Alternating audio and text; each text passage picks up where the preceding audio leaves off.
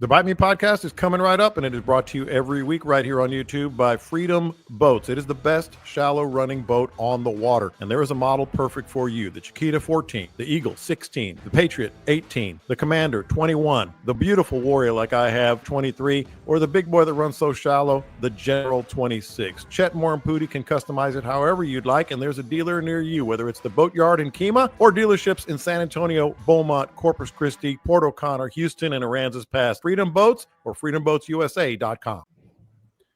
Man, it just warms the heart. We got 4 screens in front of me and 4 happy, mostly happy faces. A couple of them are in a food coma, and we'll get to that, I'm sure, at some point over the course of this podcast.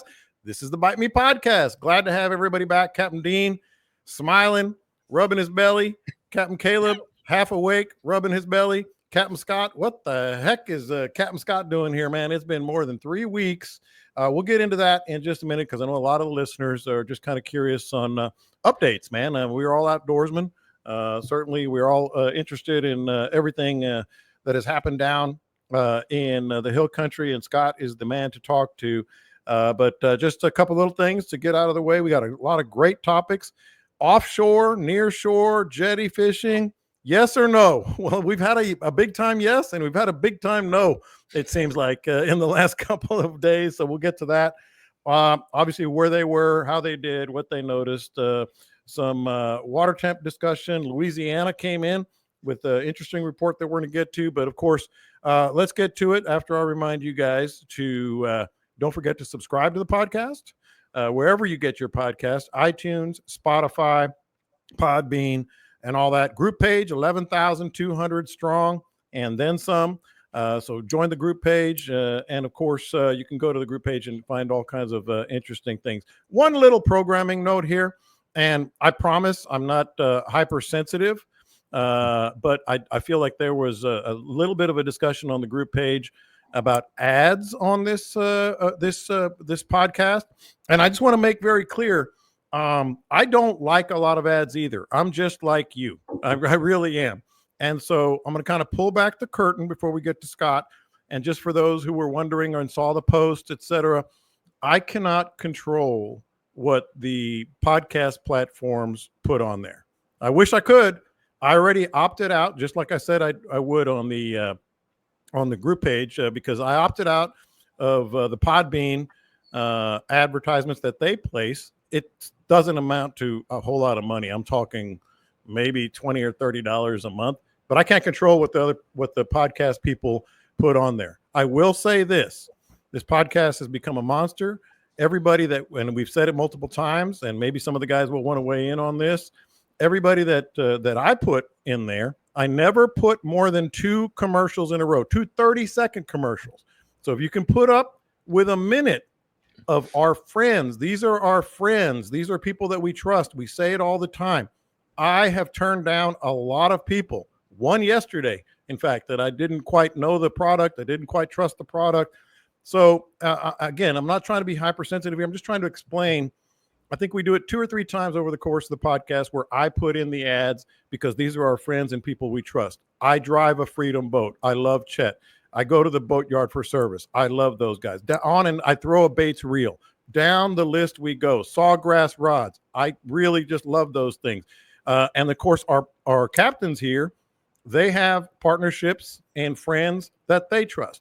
If it's on the podcast, there's a reason for it. The number one reason is we trust those products and we think you guys should be using those products. The number 2 reason, again, full disclosure, I can't do this. We can't do this podcast without the help of our friends and partners. So I wanted to get that out there because the feeding frenzy, I can't pay for 200 meals. I mean, I wish I could, but I can't pay for 200. I can't pay for 35, 40 tables and chairs, 10-person tables and chairs and signage and all that. So it's not poor me. It's like, hey, we're all in this together. If you can put up with 2 or 3 1-minute segments, which is like 4 and 5 minutes less than you get on TV or the radio, I think it's worth it. So I just wanted to explain that.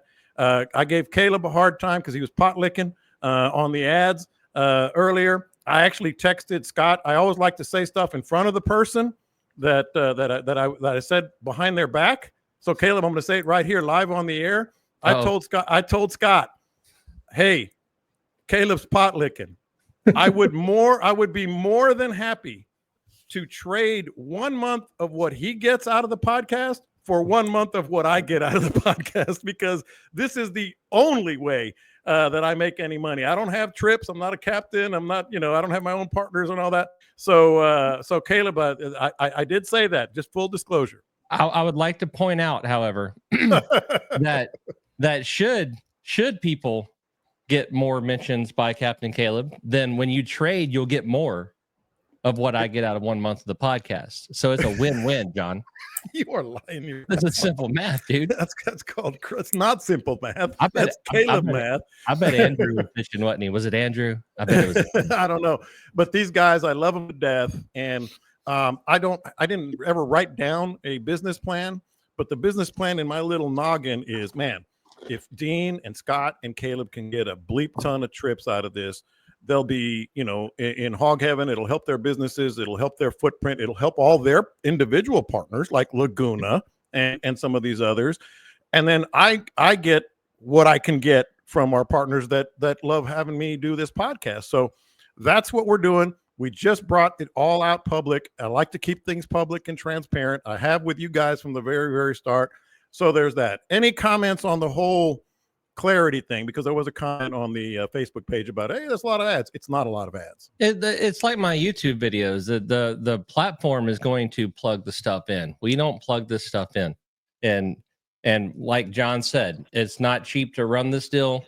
And when the platform plugs that in and you listen to it, I think we get a nickel or something. We don't. Yeah, I think my last one was $29 for the month. Yeah, and it costs $35 a month to host this thing and send it out to the stuff. It's the nature of the beast, folks. Yeah. Hey, you know what though? Yeah. And a lot of the ads are geared towards that particular user. So if you want them to be interesting, then Google more interesting stuff before you get on Bite Me. And I hadn't thought of that. And so how is it's geared towards the listeners? Kid you not? I was driving, listening to it. It was on the iPhone podcast platform, and there was a pop-up commercial comes in the middle for ladies lingerie. It is what it is there. Well, I mean, it's what you Google.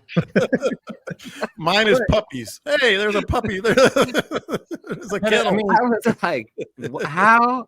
But so hey, I listened to it. Well, when you show up to the Bite Me thing, you like to get the raffle for the boat, all that stuff. Chet, they don't do this stuff without us reciprocating. Exactly. It's simple. It's simple business. It's simple business. It's simple business. When they're watching The View and y'all get like a bunch of commercials while you're watching 5 minutes. They get I do 3 1-minute things, and that's my design. What are we doing here? What are we doing? Scott, you have any thoughts on this before I get to you? I don't know. We've talked 7.5 minutes about commercials. That's a long commercial right there. Maybe you know what I'm going to do? I'm going to insert a commercial right here after I edit it. No, I'm not. I John, if it makes you feel better, not a damn person hit me up to buy some commercial space from me. Oh, good. That does make me feel better. All right, let's get to some good stuff here. First of all, Scott, welcome back, man. You've heard us say thank you. You've heard us say, I couldn't have done it. I couldn't have done it for 3 weeks. That's for dang sure. 3 weeks plus. You were down in the hill country. And the way I kind of wanted you to recap this is to talk to the Bite Me community. We're all interested in that. But to me, it was like the conflicting emotions would be incredible to me. And I kind of wanted you to start there and just kind of recap everything that you did down in the hill country. Where exactly were you again? I was at Center Point. That's what between, it's the center point between Comfort and Kerrville. And they weren't getting a lot of the state help and the federal help in that area. Mm-hmm. And their little, y'all seen some of my posts on it. Their fire station there, the volunteer fire station, had 7 feet of water in it. And they had opened their doors to take all their vehicles out to go run flood calls before the flood got all the way up. They had some warning that it was coming. So they were all out stationing around. Well, every fire station you ever see, whenever the vehicles leave, they leave the doors open, right? Mm-hmm. Well, the floodwaters came through and washed everything out of the station, all their bunker gear, everything that they had in there, computers, everything went under 7 feet of water. I mean, it destroyed that station. So they were running on empty. I mean, we were running on generators there for, I don't know, like a week and a half until we finally got electricity back to that building and determined that it was safe to turn the electricity back on in there. Yeah. But yeah, it was pretty devastating for that little area right there. We had about 14 miles of river that we were covering out of that station. And we actually poached into some of the other areas that weren't doing as much as we were. We had so many good crews. When it was all said and done, they showed me the totals of the registered. This is just the registered volunteers that showed up was 32,000 that showed up at that one little station. That's the ones that signed in. There was a whole bunch of people. I'd be out there working. I'd have people just wander up with chainsaws and say, "Hey man, can I help?" Yeah. Just joining in, whether they weren't registered, they hadn't gone by the fire station or anything. They just saw us out there working and came along and jumped in. I had guys with skid steers and mini X's just pull up on the trailer, offload them, and where can I go? What can I do? Yeah. And so I was just kind of directing traffic.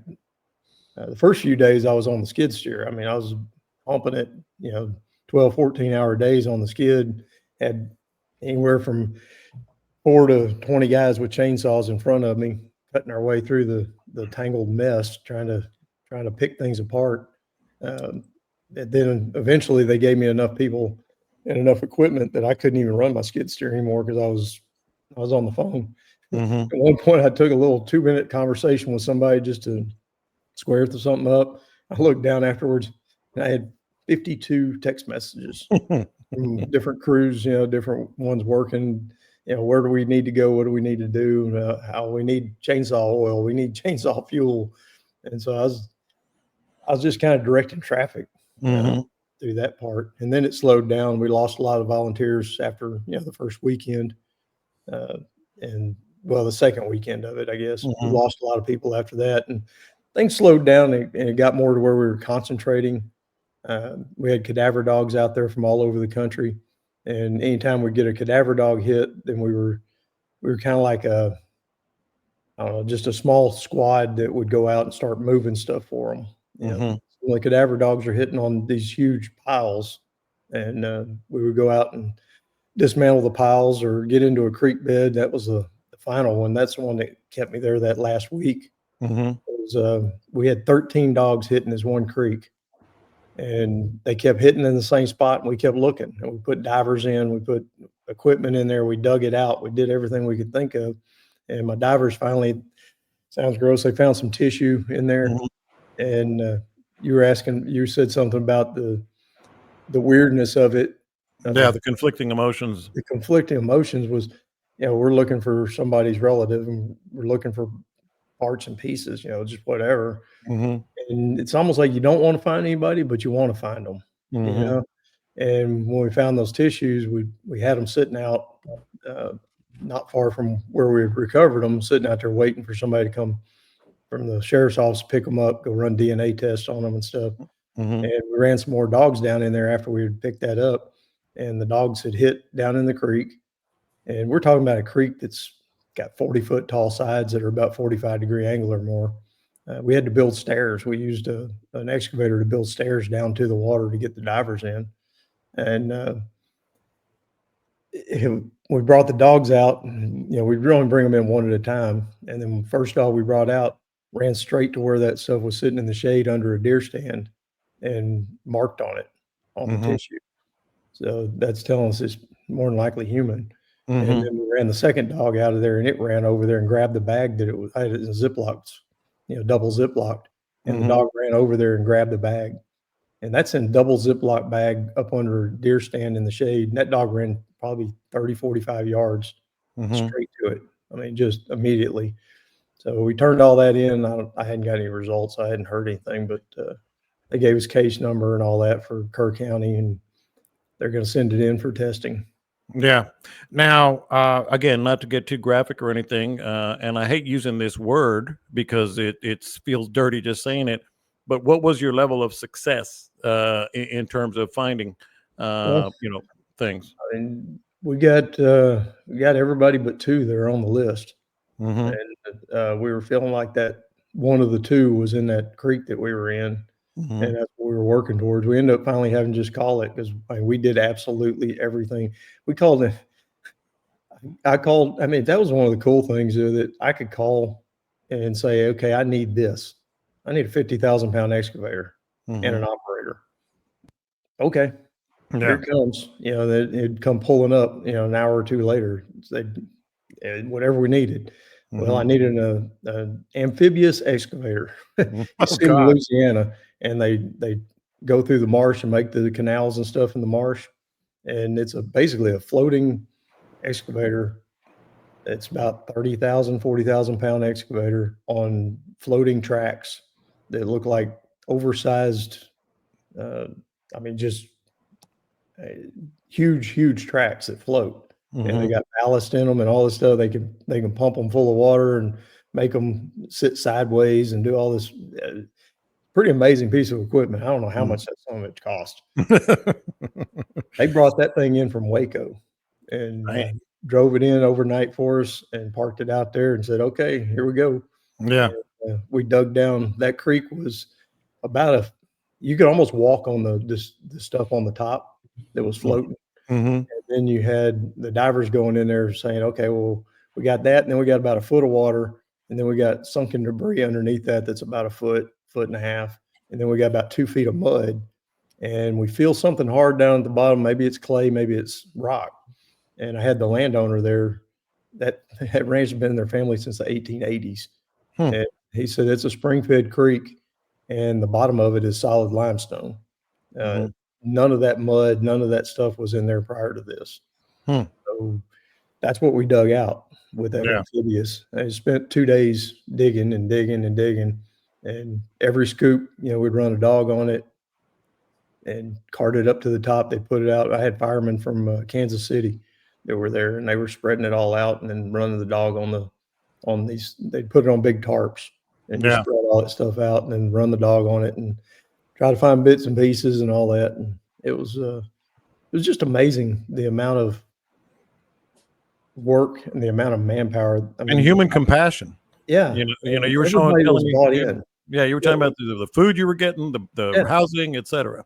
It was incredible that, like, on that scene there, I had the Kansas City Fire Department. I had dogs from Virginia. I had dogs from Minnesota.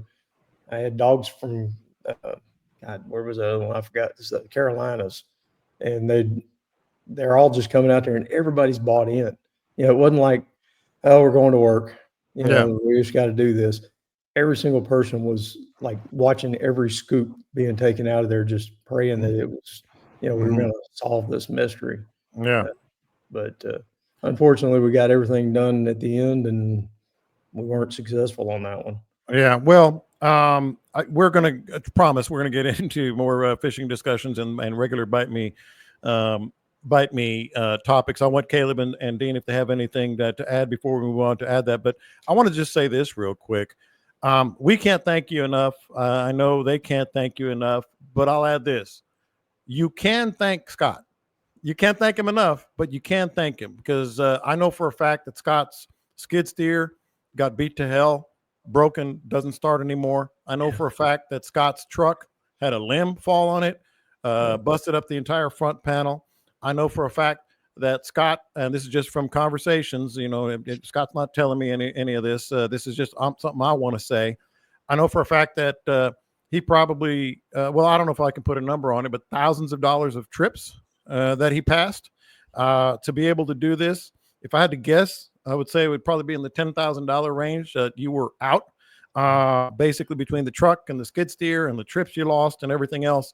So we're not the GoFundMe type people, but I will tell you this: if you have a business that knows people down there and can help, maybe throw my guy a bone, so to speak, to get the truck repaired and catch up on what he lost on the trips and the skid steer repaired.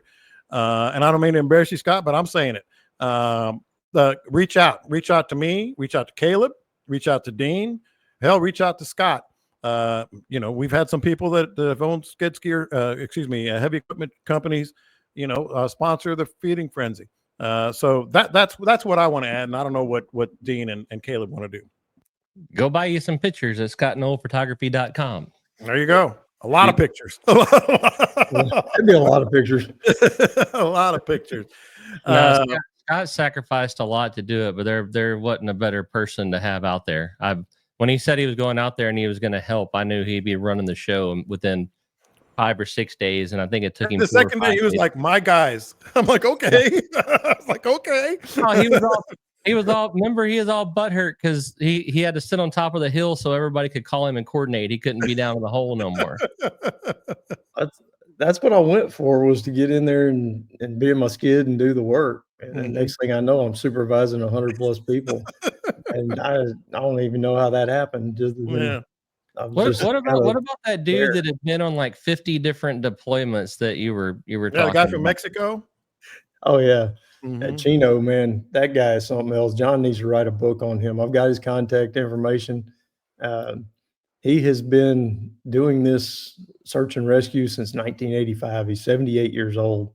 Dang. And he's been in over 50 countries, and most of them multiple times. Like Malaysia, during that tsunami, he was there for 3 months and ate nothing but rice. That's the only thing that could get to him out there on those islands. And he recovered thousands of bodies out there. They lost 500,000 people in that tsunami. Yeah. That doesn't get talked about. They talked about all the tourist areas getting hit, but every one of them little islands got wiped out. Yeah. And he said he lost 30, 40 pounds. I'm sitting there looking at him going, I don't know where the hell you got 30 or 40 pounds from, man. That dude, he is something else, but he's like the Yoda of search and rescue, Yeah. When you're sitting there talking to him, he talks real soft and real quiet. And I talked to a couple of groups that he was out with, and just they watched him and how he did things, and it was just amazing. He'd stand on an area and just stand there and stare at all the brush and all the piles, and then he would kind of raise up his head and look around and watch, and they said, "Dig there," and they'd find a body. I mean, it was incredible. Just talking to some of the people, they were just amazed by his abilities. One cool thing at the very end, he came to me and put his arm around me after that. I worked for 4 days in that creek trying to get that last one out. He was with me on that. And he came to me and he just quietly said, something about how dedicated I was. His English is pretty good. He speaks like 6 languages. But he told me that, he was very proud of me for sticking with it and how hard I'd worked on that, and wished I'd had a better conclusion. But that on the next deployment that they get, the Mexico team that he's on, that I am more than welcome to join them wherever it is in the world. There you go. We might lose Scott again. And that's different because the Mexicans I used to hang out with knew how to hide bodies. I've never met one that knew how to find one. Dean, I know you've been kind of absorbing all this from what Scott's gone through and did. What are your thoughts? Well, I know he was the right man for the job to be there. Ain't no doubt. That's the reason he gravitated to the position that he was in when he was there. I know it wasn't easy, but thanks again, man. I mean, appreciate everything. The families, most important, the families that got the closure for that. I mean, I can't imagine being in their position and waiting and wondering, and to have people that come flocking in. I mean, we went through that with Hurricane Harvey. That was one of the most inspiring things I saw. The people that just this army of workers that just showed up to come walk into your yard and cut your trees and pick up your trash. So it's inspiring is that humankind has that nature. And Scott is just a perfect example of how that works. Yeah. And this is time for another awkward transition. But that thing that you said, the limb fell on my truck. Dude cut down an oak tree, and the oak tree fell on my truck. Oh Lord! It wasn't just a limb. front left quarter panel, the hood a little bit, and they broke the windshield. Yeah. On my brand new truck. All help is appreciated, but not all help is qualified, is what I heard. That's right. Yeah. Scott sent Camille to Florida to ICAST. He missed his favorite party of the year to stay out there and work. He sure did, because you were planning on going to ICAST. But again, We can't thank Scott enough, but we can thank him. Just reach out and do what you can, because just all I want is for Scott to break even, man, from the last 3 weeks. All right, so awkward transition time. I want to get to where you were, how you did, and what you noticed, which is usually how we start this. But I want to start it with Dean, because we had a lot of FOMO this weekend, man. I guess it was Monday, maybe no, it was Saturday, I guess, or Friday. It was Friday. You went out, did a little nearshore fishing, and absolutely crushed it. Absolutely one of those epic days you're going to remember for the rest of your life. Then you went out with Caleb. Explain. Well, Caleb actually had a pretty good explanation for it. There were a lot of factors that played into this. Yes, within 3 days, it went from the most epic. And so the day that we were out there, it was Friday, the most kingfish I've ever caught in that amount of time in all of the trips that I've done out there. It was crazy. It was absolutely insane. And so Caleb has spoke about the curse of the camera. So of course, we've been planning on doing some angler use stuff. I was like, man, it's time. Comes down, and as soon as you put the cameraman in your face, it just they. Let me interrupt you there, Dean. They say that being a fishing guide is nothing like being a regular fisherman. If you're a regular fisherman that catches fish, but a fishing guide's a different level, because then you got to take people that don't fish a lot and have them catch fish. I had no idea that just taking the guide and adding a camera to it makes it where the guide can't catch the fish. But Dean and I came up with a thing. John, let me ask you a question. Get ready to answer some questions, John. I got you. You're on the golf course. You're on the golf course. You tee up your golf ball. Okay. And you see this sucker going right down the middle, and you rear back and crank it, and that golf ball takes an unexpected turn. What do you yell? You know what I yell? What? I mean, what's like the golf term when your ball just goes off the wrong way? What are we searching for here? It's 4, and I didn't know it either. 4. You yell 4. You yell 4. Let's go with that. Yeah. Now, when it's time to put your lure out towards a fish, what do you do? Say another F word. Yeah. So I'm sorry. What? When it's time to put your lure out towards a fish, what do?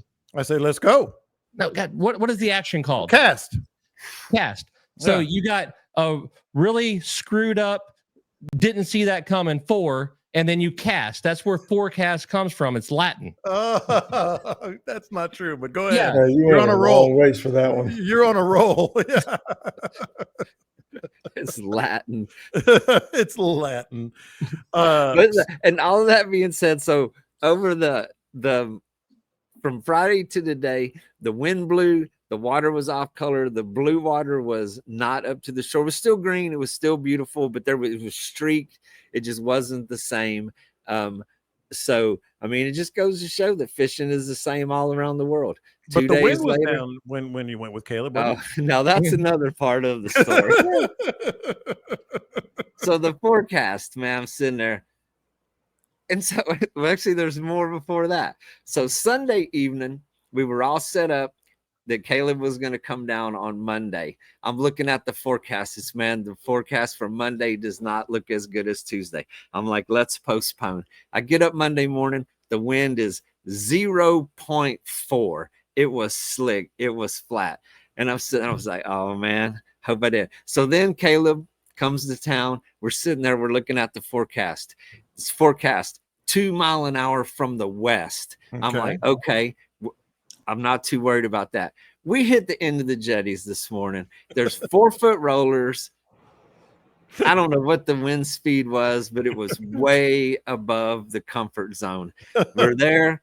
We're going for it. We had cameraman on the front of the boat, and He's I was rocking like, everywhere. how is this dude gonna? Oh, he didn't even pull the camera out of the bag for a while. He was like, and I know he was apprehensive about what he was talked into just being there. So yeah, big rollers. I mean, waves coming over the bow of the boat. And I was like, man, well, we'll see how long this lasts. Mm-hmm. For the first hour, we stuck it out. I mean, I put one line out and I just went sideways to the waves, was very careful about every move, but we were still taking every third or fourth wave over the bow. Yeah. And so it was sketchy at best. But as the day went on, after about 2 hours of that, which was pretty crazy by itself, the wind started laying down. We ended up the day with beautiful conditions. It did go flat, and there were bait balls, and we entertained ourselves with some Spanish mackerel in between. And then for the whole punchline of the story, at the 4 hours, at least 4 hours, and I went to grab the rod out of the holder to spool it up. And when I held that thing for 10 seconds, bam, kingfish hits. So we ended up landing one before the end of the day. But See, I was going to spool up. Dean says, we've had about enough of this. I said, I agree. We'll come back later and finish this video. And he grabs the rod and he holds it for a second. And this bewildered look comes over his face. And he looks at me and he goes, fish on. I wasn't sure. I was in such a state of shock. I didn't know what to say or how to even react. Mm-hmm. I thought I hooked the buoy or something down there. We caught more pelicans than we caught fish today. Oh yeah. Lord. Oh Lord. We caught 2 in one cast. 2 pelicans. While trolling with a 20-foot deep diver. Somehow caught a pelican in the face and his buddy about 20 feet up the line. Seriously? Seriously. Yes. So we reeled him in with a towel and Well, we reeled it in. Caleb handled the first the first pelican, and I cut the line, and he handled the second one. Mm-hmm. What is he's had this is how our fishing trip went. We just He's like, hell of this. He just left. We're just out of here. What I'm hearing is that Caleb is as bad as Delaney to have on a boat. That's what it's the cameraman, dog. I was sitting there and my screen went dim because I wasn't plugged in and my battery was fixing to die. He was mid-sentence. I was like, whoa, it was fixing to be no sentence. The most beautiful words I've heard all year, though, is fish on. Fish on, son. We got video. We got video. All right, so that was kind of one of the questions. Dean, I want to ask you, and anybody else can. Scott, I know you've been in touch with some of your people. You haven't necessarily been out on the water, but are there signs? I mean, the wind, at least for a little while, dimmed down. Went down a little bit. Are there signs? Can you read signs, or is it just a hit and miss crapshoot kind of stuff? Dean, signs that it'll be good. Well, I'm sitting there. I was gathering all my thoughts on that one. That was a multifaceted question. Yes, there's definitely signs, and so here we had the signs later in the day. I mean, we had the birds, we had the bait balls, we had Spanish mackerel catching birds. Yeah, that was a lot of birds. And you gotta hear what happens when 2 dudes haven't caught a fish for 2 hours and the drag starts screaming, and we grab rods and just start cranking them. And then about 10 seconds in, I'm like, man, them pelicans look weird and they're coming out in the water. They're flailing around. They're swimming sideways. Something was amiss. But yeah, Go ahead. I mean, the signs are there, but I mean, you still got it. You drop a line in the water and you fish. I mean, it's hard to explain how it can be so good in a short amount of time and then go so wrong. But the conditions in between then and now, pretty much dictated how why they went. And those fish, they love the blue water. They're pelagic fish for a reason. I think pelagic actually means they move a lot. I know. It's Latin. It's Latin. And so they obviously went pelagic on us. They were pelagicing everywhere, just like the pelicans. The pelicans all of a sudden were pelagic too. Man, well, the initial thing that got my attention was as we were leaving y'all's marina there, Dean goes, usually on a calm day, you can't feel the wind. And I looked up and the palm trees are going. Yeah, in the marina, in the harbor. I was like, man, I'm just going to be as positive as possible, but I think it's going to be bad. Yeah. But Scott, and maybe this is where you can jump in because we've had the seaweed roll in. We've had when it has been calm enough, terrifically blue water as Dean was out there. Which I think, by the way, Dean, I think it was you total like 20 kingfish. We quit counting at 20. Yeah. So Scott, we quit to let the reels cool off. That's crazy. That's absolutely nuts. So is there such a thing as signs for a good nearshore offshore season? Well, you get a seriously good run of the calm weather, a little southeast, a little light southeast. Usually it involves the Gulf Stream, and one of the eddy currents breaks off the Gulf Stream, brings that really blue water in. That's when Steve a few years ago caught that sailfish at the jetties here in Port O'Connor. We had one of those. You could see down 25, 30 feet. I mean, it was the true indigo blue offshore water came into the jetties. That helps. The fact that we got weed lines this year should help. That's what I was talking about. Yeah. As far as cobia and dorado and all the things that hang out around those weed lines, the weed lines are full of life. And so that usually draws and kind of concentrates all the predators. You got a big old, I mean, that's one of the things that gets you when you clear the jetties and you look out there, it's like, man, that's a lot of water. There's a whole lot of water. And fish are pelagic, like they're pelagic. And they kind of wander around a little bit. Well, anything that you got that can concentrate them, riptides, watercolor changes, that's where two tides are running into each other, two different currents. Anything that's got weeds and trash floating in a line, all that'll concentrate the bait fish, which also concentrates the game fish. And so it's very similar to being in the bays, except on just a much, much bigger scale. One thing to really look at is see if Scott's stuck in the hill country and Caleb's in Florida. Because at that point, you just run out there and drop a lure anywhere, and it's going to be good. Pretty much. Yeah, that was something, and you touched on it a little bit last week, but that was a trip right there. I didn't even bother looking at the podcast while I was up there. Definition of pelagic: it's used to describe fish, birds, or other organisms that live in the open sea or the zone of the ocean where they live, known as the pelagic zone. So I think that's referring to quite a big space, like Scott was saying. I mean, you go out there and oh yeah, they're in the pelagic zone. That's where we're gonna find them today. Ain't no fences out there. Yeah. So did you see some weed lines? There was just little pieces of grass. There was not nothing that affected. I mean, we weren't snagging it on the trollers. It wasn't anything to cause trouble. There was just a few little patches floating around. What are you talking about? Jay Schull says, don't confuse the pelagic zone with the danger zone. Hey, so Scott, I don't know if you heard last week, these guys completely took me out of context.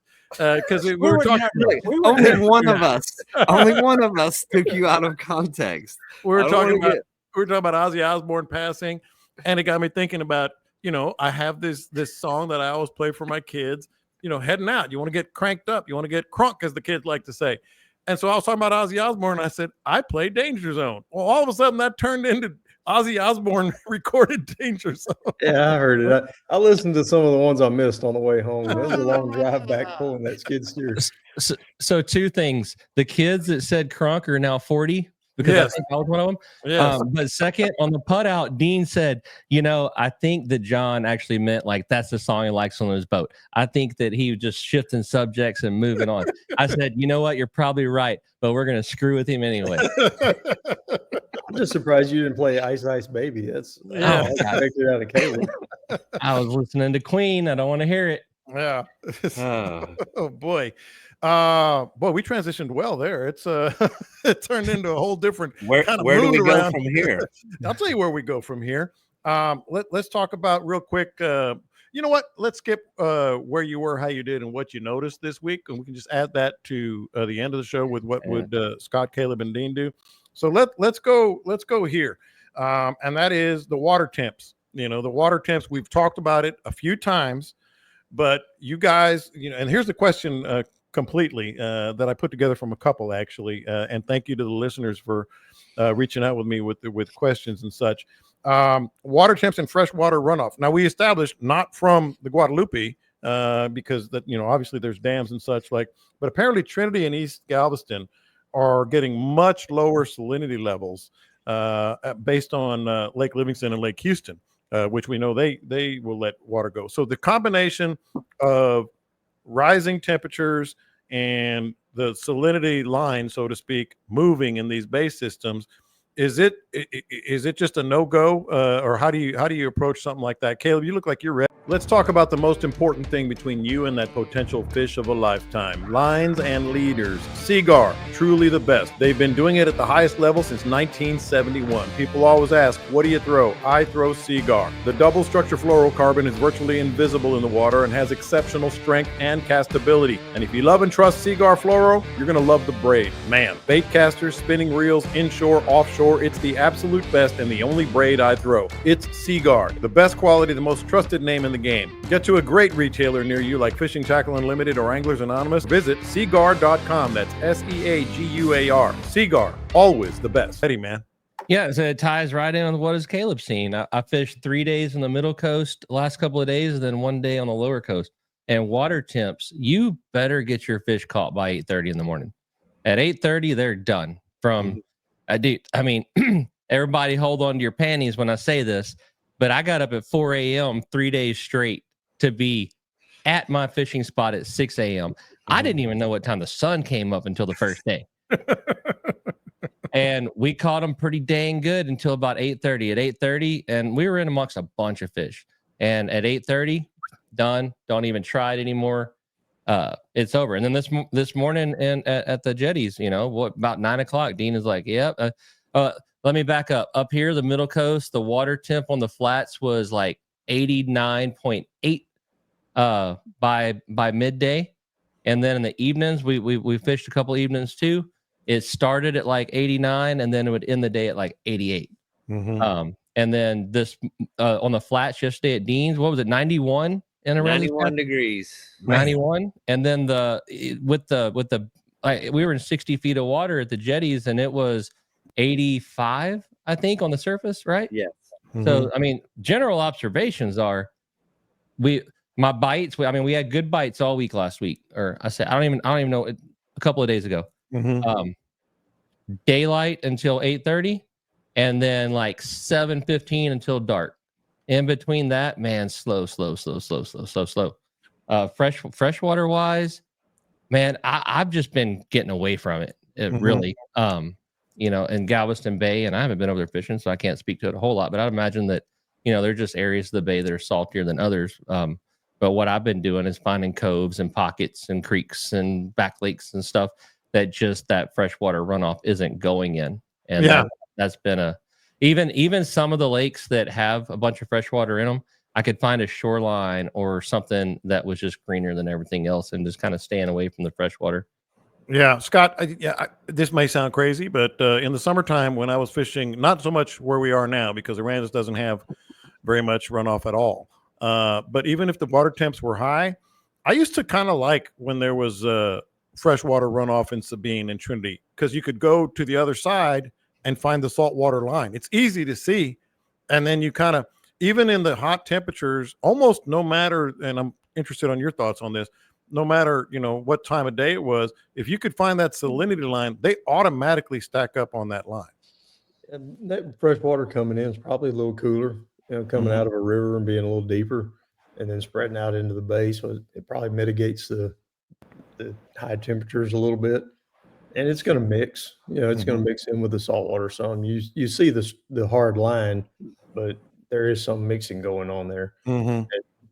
It's bound to help. I mean, it damn sure can't hurt.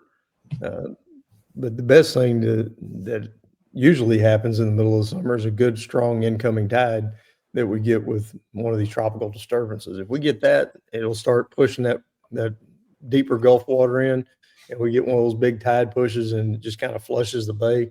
Think of it as being, it's not really stagnant, this time of year, but it's not, the tides don't move as hard. We get a lot more low tides, and you get that big high tide and that big flush, and that'll rejuvenate things if we can get that.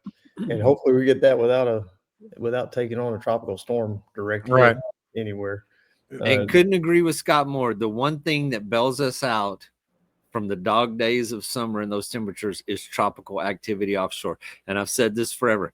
What is unfortunate for our neighbors in the Gulf, if a storm is somewhere in the Gulf, and as long as it's not on your doorstep, you're going to get a push of tide. You're going to get a push, just a fresh push from Gulf water that comes in, and that always spurs some great feeding activity. And when you're kind of stuck in the doldrums, I mean, I've said the fish feel the same way about it as we do.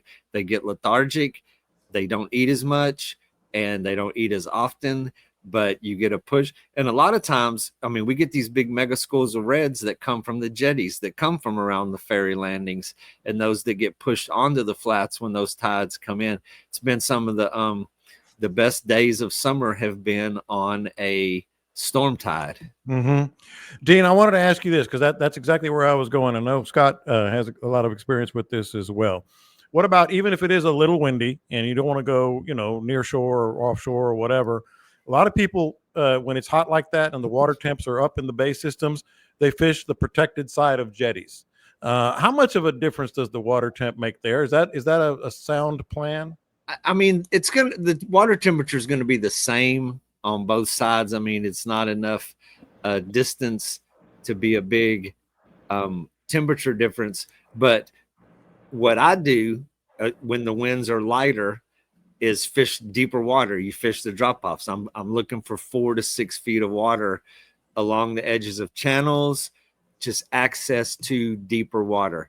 Which, I mean, I saw a question, maybe it was in the rundown of where do these fish go? It was like, I've been catching them on the flats. I've been catching them in the back lakes. I've been catching them in the shallows. Boom, 1 week later, they are gone. And then the question at the end of it was, where do they go?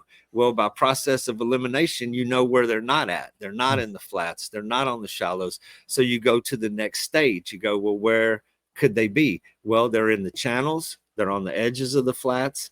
And which the wind has just stopped here. I mean, we kind of quit talking about the wind because it hasn't been a subject for maybe about less than 2 weeks now. But the wind has kept me off of that deeper water, and especially in Redfish Bay, because the wind was blowing straight from the south. So it kind of eliminated a lot of my favorite spots. But the edge, like the Lydia Ann Channel, the drop-offs around Ransom Island, Dagger Flats, around the Corpus Christi Ship Channel, those spoil islands, that's where I want to spend more time when I'm stuck in the heat of summer. Yeah. All right, let's go here. One more big topic here that I know, and my question at the end of it when I sent it to you guys is, will it mean anything? And we know Louisiana is a different world, different approach, let's put it that way, to fishing. But the Louisiana, and I know Caleb and Scott have probably been there most recently, the Louisiana Wildlife and Fisheries Department released a bycatch study this week. And to me, it was pretty alarming. And my question is it going to mean anything? Is it going to resonate, so to speak? Let me just read a little bit of it for our listeners, because I was like, wow, if they don't do something now, will they ever? So 22,000 mature redfish, which is the most productive breeding stock, reportedly are killed annually by the bycatch, by the industry, so to speak, the bait industry. More than 240,000 speckled trout they found in the 1 to 2 year range, which is obviously breeders, so to speak, were killed as well in bycatch. The Manhattan industry had killed more than 80 million croaker, 24 million sand trout. An additional 45 species were documented in the bycatch totals. And, obviously, game fish like redfish and speckled trout clearly were affected. 22,000, they said on there, 240,000 speckled trout, Scott, I'm going to start with you and Caleb. I know you know a lot of friends. You have a lot of friends over there. We had Joe Azell, and he's very much anti, Manhattan and the bycatch and all that. But Scott, this has got to. I mean, if this were happening right now, we'd be talking in Texas, or in Florida. We'd be going nuts. You think Louisiana is going to finally resonate? Now, I'm just surprised that they released that study. Honestly, I really am. I'm very surprised that they released it. I'm not surprised that they got the study. I'm just surprised they put it out there in the public. That Menhaden industry over there is ridiculous, and they're supposed to stay a certain amount of distance off the shorelines and off the beach, and repeatedly they break that. They break it all the time. I get reports from over there constantly that they're well inside the line. I don't even remember what the line is, but they come right on the beach. And the problem is Menhaden that's kind of the base of the food chain on the beachfront. And everything that eats a Menhaden is in there trying to eat them in their giant schools. And what they're using to catch these is those purse seines. And purse seining is basically two big ships with a net between them. Think of when you used to go seine a pond. You had your buddy on one end, you were on the other, and you seined. That's what they're doing on a gigantic scale. But they're also using airplanes and spotter planes to find these giant schools in Menhaden, and then they encircle them, and everything that's in there, along with them, everything that's feeding on them gets caught up in that, which is bull reds, tarpon. They don't mention tarpon in there, but I guarantee you tarpon are in there. I've had buddies of mine that guide over there that have sent me videos where they follow a trail that's just miles and miles and miles long of bull reds floating belly up, and that have been caught in the nets and then turned loose. So you can't be doing anything good for the fishery. That's for damn sure. Yeah. And it's got to be hurting it really bad. But there's big money in it, and somebody's getting paid off somewhere over in Louisiana. That's, it's been the way Louisiana's been forever. Yeah. There's all kind of corruption in their politics and their government. And it wouldn't surprise me one bit if those guys don't have their hands out and they're getting some payola to allow this to continue. There was some legislation that went over in the last few years where they were trying to cut it out, and it got squashed. Yeah. Every other state has stopped them. All up and down the East Coast, they've stopped it. And the real kicker is these Menhaden boats are generally foreign boats. They're not U.S. It's not a U.S.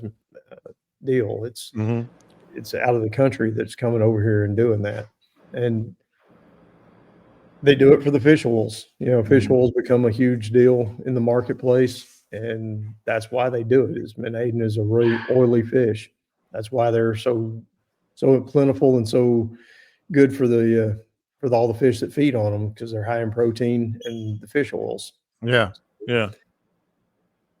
There's a market for it, so they're going to keep doing it.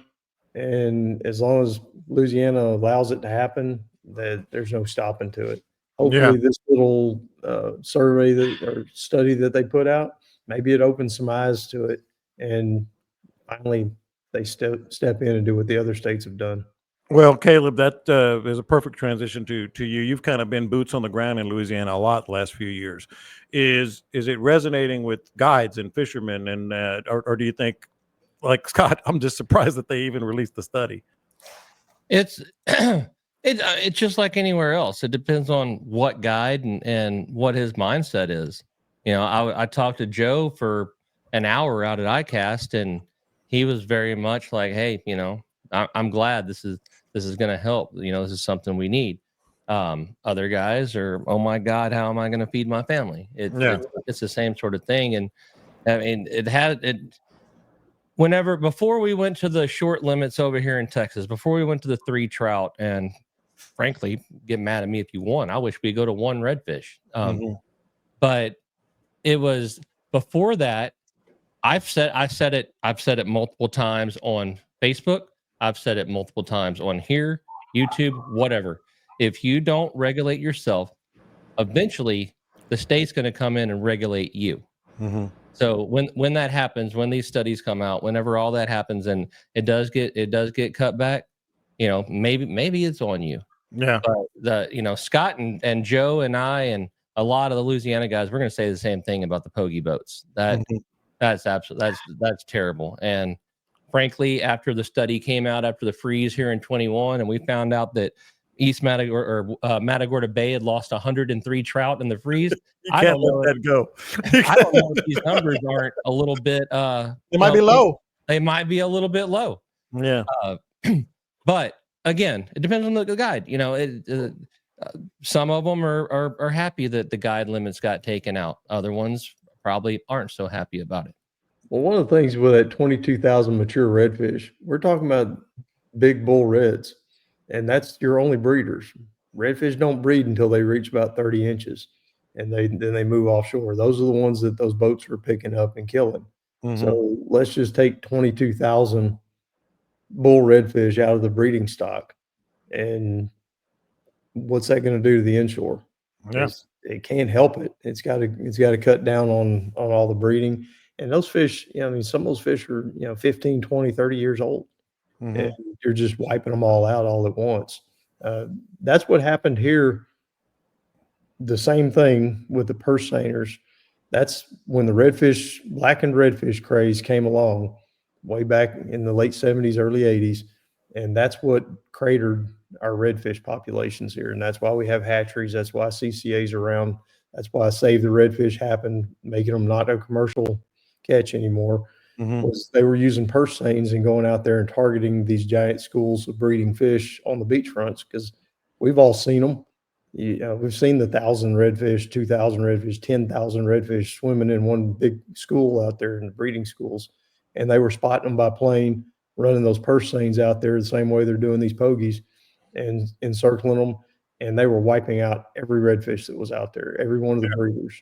And that's what crashed the redfish population to begin with. So Dean, again. I know you have some thoughts on this, even though you not necessarily have been in Louisiana lately. Well, when Caleb was here, and we were reading that and talking about it, he was telling me that he had seen it, you know, and he was explaining the process.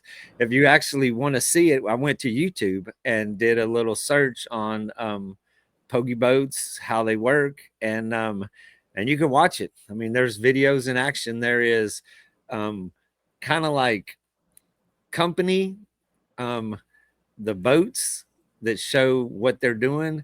They don't show the bycatch, of course, but then there are other people that have posted their videos of the pogie boats that are out of their designated areas, where there's just mega schools of redfish where these guys are fishing on these big schools of reds, and these dudes are setting their nets on those pogies right there with the redfish. So it was it was an eye-opening situation to sit there and watch it on YouTube, the videos that are available, to see exactly what's happening.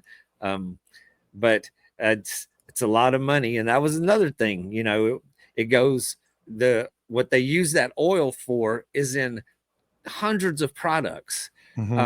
So the demand for it is huge. The money, I would imagine, is huger. And how do you I mean, limit that process, much less stop it? I mean, but people adapt. You know, it's been, as they were talking about, I mean, it's been shut down other places and they've adapted. People need their omega-3 fish oil pills. I mean, it's in makeup, medicine, just every aspect that you could possibly imagine. I don't know. I'll tell you one thing. It's going to be a challenge if they're accepting it and they're allowing it to continue on their coast, where it's not allowing on other coasts. They're going to pay the price in the long run. Yeah, they will. And I'll tell you one thing that just warmed my heart. What I got out of that comment there, Dean, is you and Caleb actually read the rundown. You were actually talking about it. We had a whole meeting about it. My God, This is a monumental day. On the boat, they were reading my rundown. Now we were sitting here, right here at my computer where we were last night, and it was kind of, I did it as a funny joke. I was like, Of hey, course you did. I was like, I'm gonna actually what I said I'm gonna read them to you. He did say that. He was trying to distract me from me showing him my fly tying expertise. Yeah, I saw that video too. I saw that.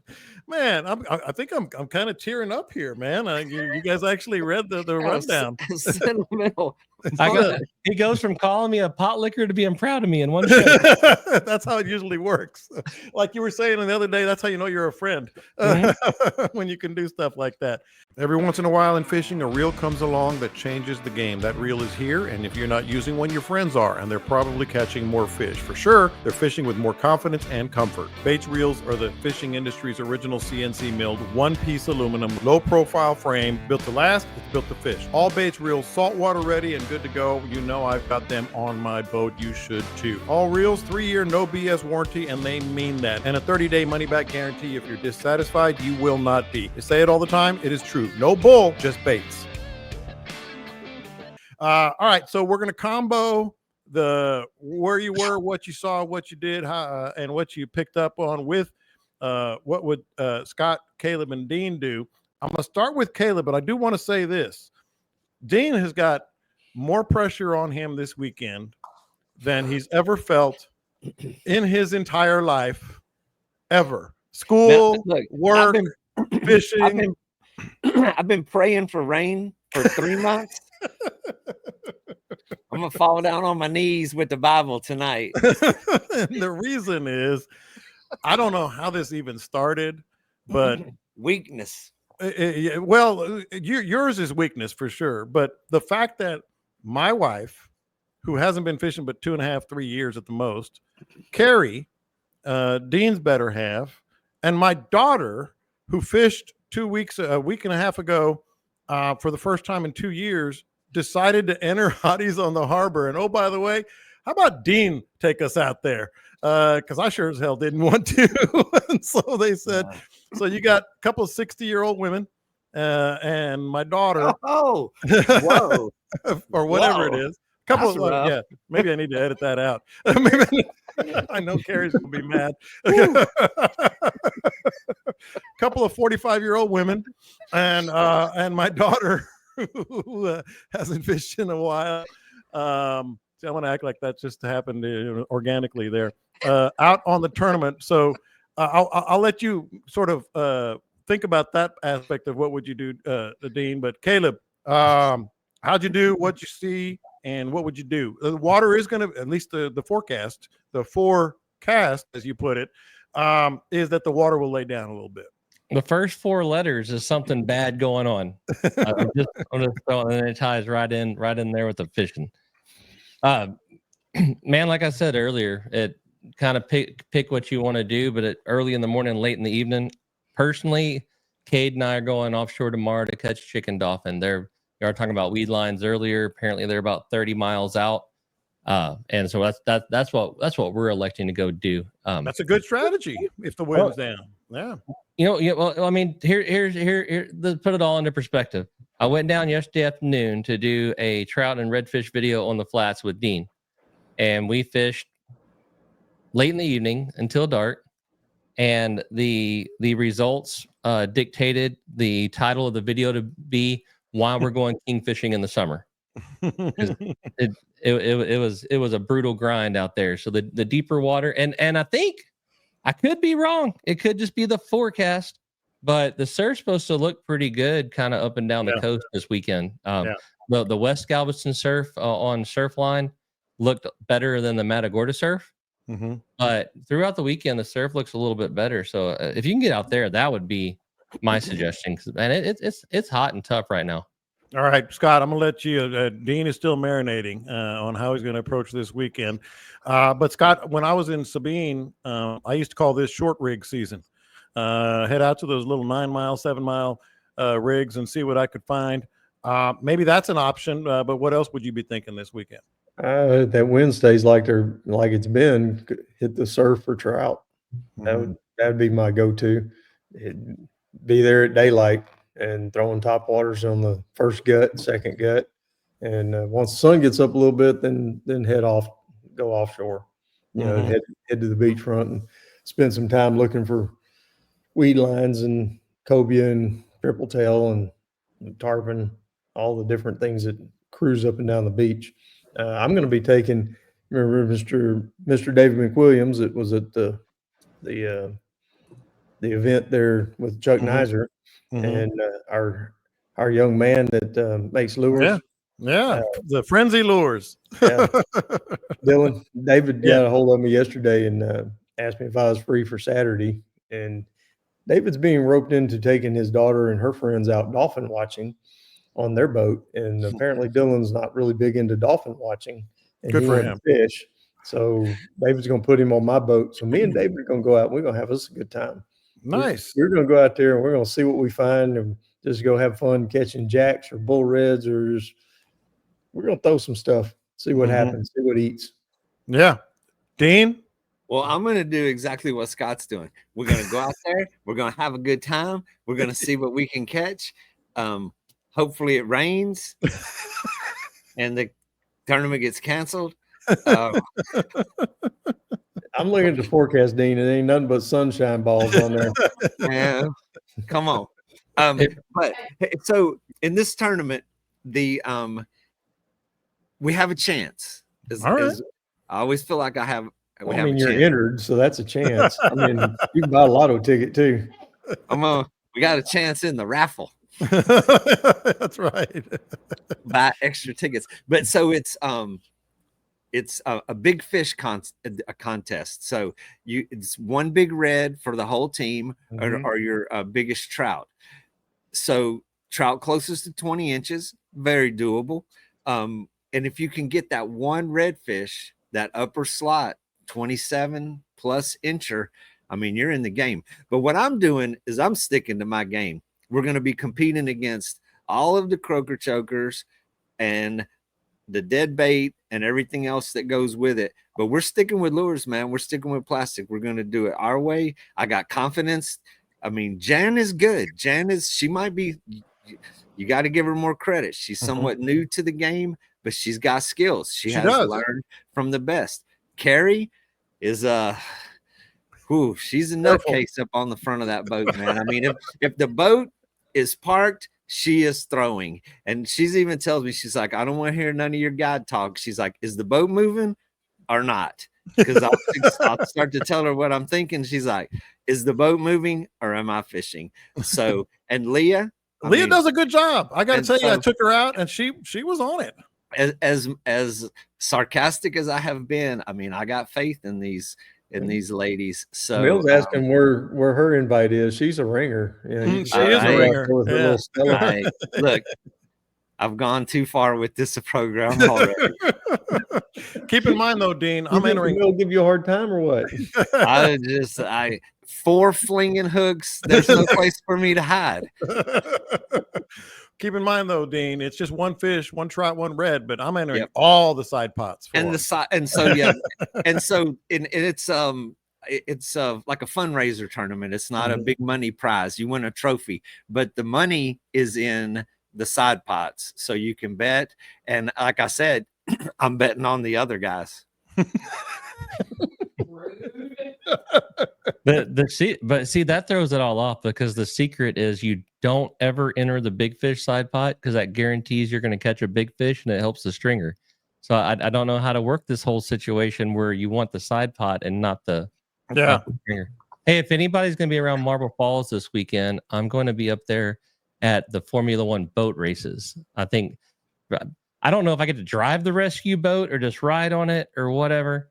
But I think I'm going to take my mid-tower up there, and we're going to play around in the lake. If anybody wants JH mid-tower rides, we'll be there Friday, Saturday, and Sunday. Just come hang out. I've never been to one. I hear it's a heck of a party. They've been inviting me for years.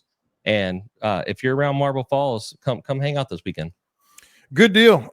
Great show. Scott, glad to have you back out on the water. Have you been out yet or no?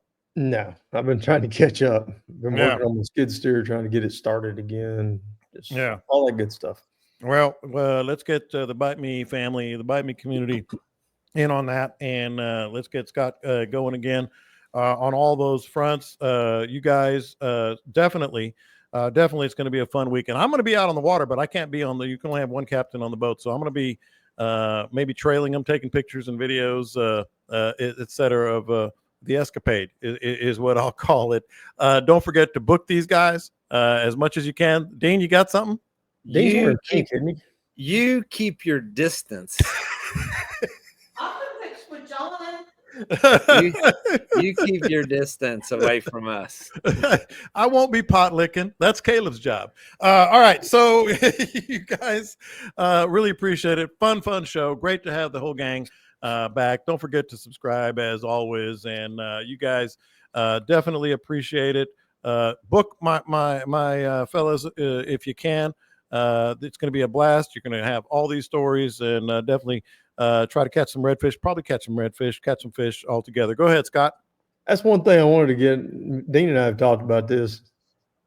There's this misconception that we're totally booked up. Yes. We're always just solid booked. And everybody that books me, everybody that calls me says, I know you're probably booked, but can you squeeze me in August? Can you squeeze me in September? Mm-hmm. Ain't a lot of squeezing going on. I mean, apparently the misconception of us being booked all the time keeps us from getting booked all the time. Yeah. Well, that's I wish I was as busy as everybody thought I was. Well, let's take care of that. That's a good way to do it. And don't forget, I haven't even mentioned this, but get to the Facebook group page and get your tickets for the Feeding Frenzy. We'll have more information on this next week. Raffle tickets are there. RSVP, we are already over 200, but you can still RSVP for just $15. And of course, we'll take care of you. It's coming up fast, man. I'm already going to start picking up some gear for all the auctions and stuff here in the next week or two. So you guys have a great week, great weekend. We will definitely have a lot to talk about next week. I can guarantee you that one way or the other. Catch them up. We will talk to you next time. Fish on.